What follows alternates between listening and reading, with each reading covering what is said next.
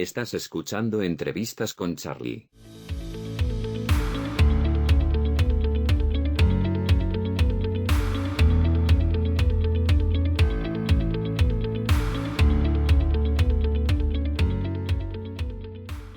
Vale, y sobre las pensiones, bueno, la has tocado así un poco por encima, has hablado de ella antes, pero ¿qué va a pasar con las pensiones? Porque yo creo que es en lo que más gasto se aplica, ¿verdad? ¿En proporción a qué? O sea, en pensiones se gasta actualmente un 10% del Producto Interior Bruto y si cogemos el gasto público total, cerca de un 40% del gasto público total. ¿Eso es sostenible dentro de unos años, por ejemplo? Bueno, no depende tanto de la cifra de gasto, sino de la ratio de trabajadores por pensionista. Es decir, en España durante muchos años están en 5 trabajadores, 4 trabajadores por pensionista, y la estimación es que para el año 2050 sea 2 trabajadores por pensionista, 1,8. Ahí sí encontramos un problema, ¿no? Porque tenemos que recordar que el sistema de pensiones español es un sistema contributivo. ¿Esto qué significa? Además de contributivo, de reparto.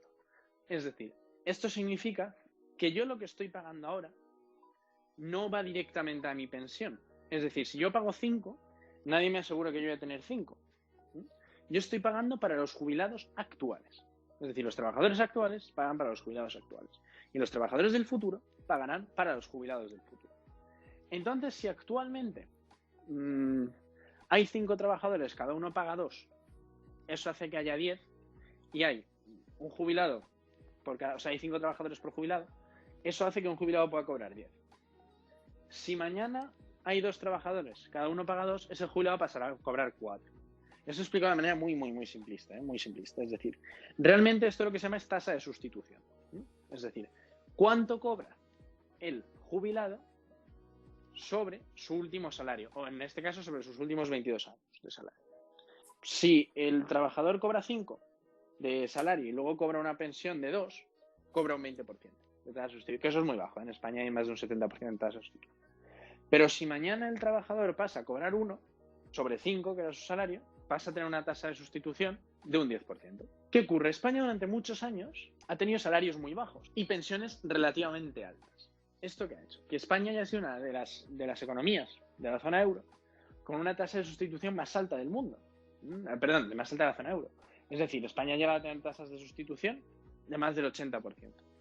Entonces, no es verdad que las pensiones en España sean bajas. Es más, de hecho, un informe del Banco de España el año pasado dijo que por cada euro pagado, los pensionistas actuales estaban recibiendo de media un 1,74. ¿Esto qué significa?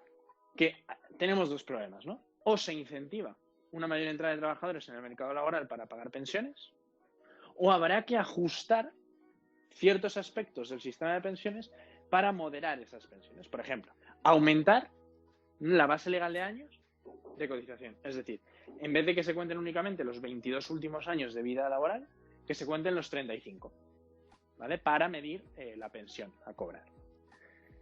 También se puede hacer un cálculo de pensión en el ámbito familiar, o también se puede pasar a un sistema de cuentas nacionales.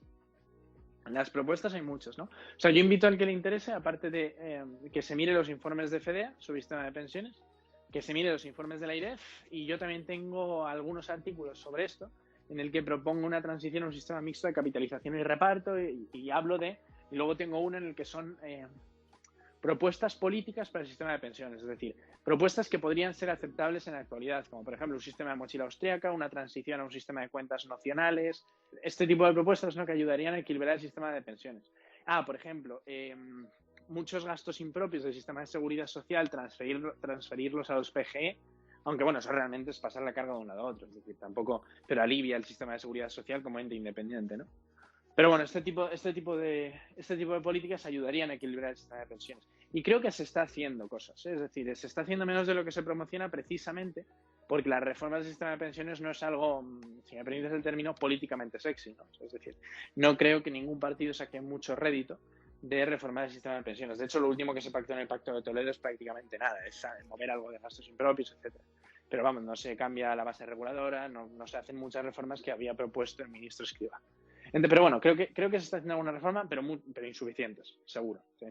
¿Qué opciones hay en otros países sobre las pensiones? Bueno, principalmente, ¿no?, son sistemas mixtos de capitalización y reparto. O sea, hay dos opciones. Es decir, hay países que tienen cuentas nacionales, como por ejemplo Suecia, y luego hay países con sistemas mixtos de capitalización y reparto. ¿Qué significa esto? Que una parte de la contribución que tú haces al sistema de pensiones va a un fondo. Y este fondo, una aseguradora de pensiones, lo va invirtiendo y cuando tú llegas a tu etapa de jubilación, esto lo que hace es que tú obtienes un beneficio sobre lo invertido. Por ejemplo, un país que hace esto es el Reino Unido. Entonces, hay muchas propuestas muy interesantes al respecto, pero Reino Unido lo que hace es que dio opción en un momento a sus ciudadanos a elegir el sistema. Únicamente el sistema público o un sistema mixto. Y el 99% se pasaron al sistema mixto. Luego, las cuentas nacionales, básicamente, lo que hacen no es que ajustan tu pensión a lo que has tributado. Lo ajustan bastante cerca a lo que has tributado, ¿no? O sea, mucho más de lo que sería el caso en España, por ejemplo, con un sistema de reparto. Entonces, este tipo de propuestas a mí me parecen bastante interesantes. Y luego, el sistema de mochila austríaca, que ya existe en muchos países nórdicos.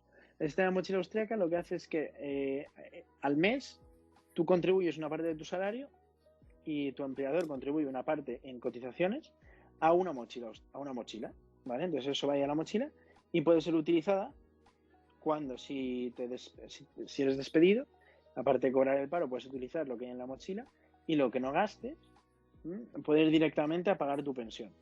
Entonces, en este sentido, me parece que son propuestas bastante sensatas.